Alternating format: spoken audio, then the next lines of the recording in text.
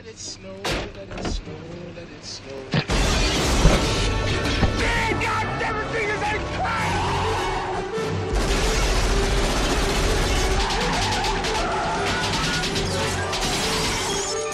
Welcome to the party, pal! Hey guys, Alex Kahn here, and we are going to take a look at this very old school NECA action figure. It's Bruce Willis as John McClane from the 1988 cult action classic Die Hard. So this figure is really old. It's part of NECA's Cult Classic Series 3 release. So if you guys don't know this, a lot of these old NECA action figures are basically just little statues because of the lack of articulation in them. If they made this figure today, he would move quite a bit. But as it stands, he barely stands. I don't have his platform because I bought it loose. So what this means is, even moving his little feet, which do articulate a little bit, that would throw his balance off and he would topple right over. So I'm not going to show you his feet articulation, but just know you can kind of swivel them a little bit.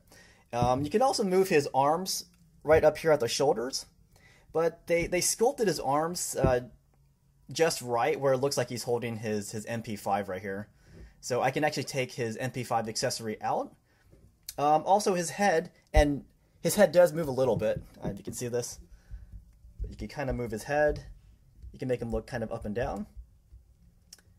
But yeah, without the platform, if I fool around with his arms or his feet, he's going to fall right over. So let's not fool around with that. So in terms of the accessories, he does have that little rooftop platform, almost like a catwalk. And I don't have that because I bought it loose. And the only other accessory is this MP5, which does come out of his hands. I am missing the little strap here that would kind of dangle. This figure, it doesn't look good, but it's the only Die Hard action figure of this scale out there, so I had to have this. And because of that, I got this really odd-looking action figure. And maybe you guys can help me out, but I can't quite place what's wrong with this figure. Like, I think his facial expression makes him look kind of evil. I think his eyes might be a little bit too close together. Something about his mouth pursed like that, it doesn't look right. And with his hair, he should have a bit more hair than this. Like, I know he was kind of balding in the first movie, but he still had more hair than that. And his hair kind of spiked up a little bit. So yeah, something about this figure doesn't look right. Maybe his head's too small for this body.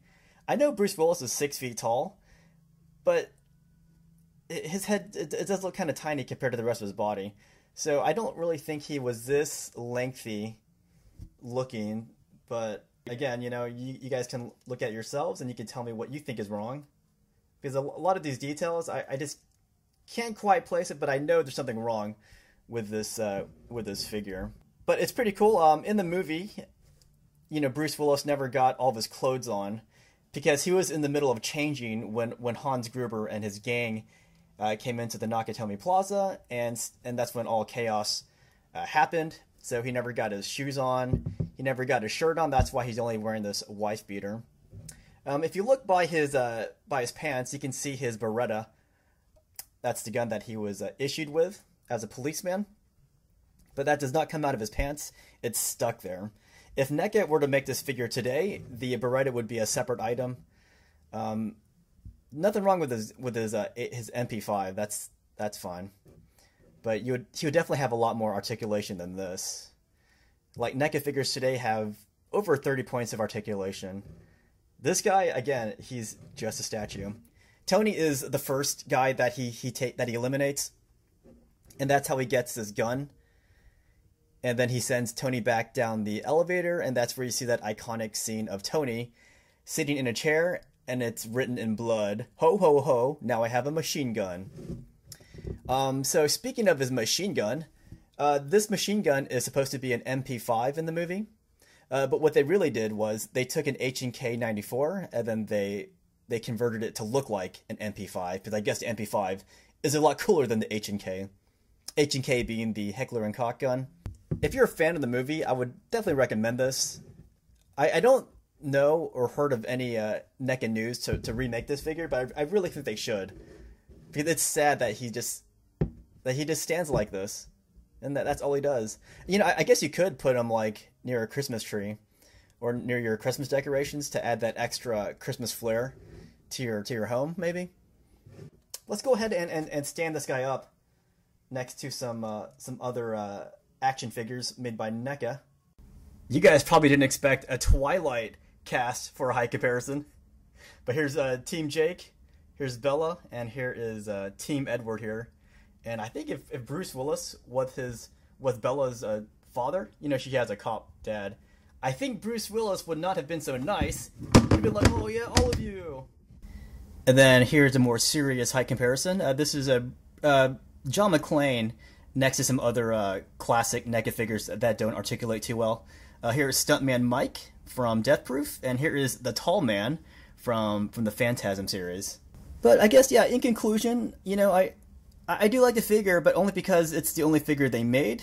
I feel like this is basically the last person on the planet, and I'm stuck with this. Hopefully, you know, NECA does go, hey, let's go ahead and revisit our classic line, and let's go ahead and remake them with more articulation. That would be so awesome. And then maybe they could also make a Hans Gruber figure, and also the Sergeant. But yeah, what do you guys think of this figure? What do you guys think is the best Die Hard movie? If you ask me what my favorite is, honestly, depending on the time of the week, the day of the week, I could say 1, 3, or 4. And honestly, 2 is even a great movie. That's the one that's set in the airport. But absolute favorites, Die Hard 1, a lot of quotable lines, very iconic with Alan Rickman as the villain. Die Hard 3 with Samuel L. Jackson is freaking awesome. Samuel L. Jackson and Jeremy Irons, freaking fantastic movie as well. And then the most underrated one of them all is Die Hard 4. Alright guys, I am done talking, so this video is done.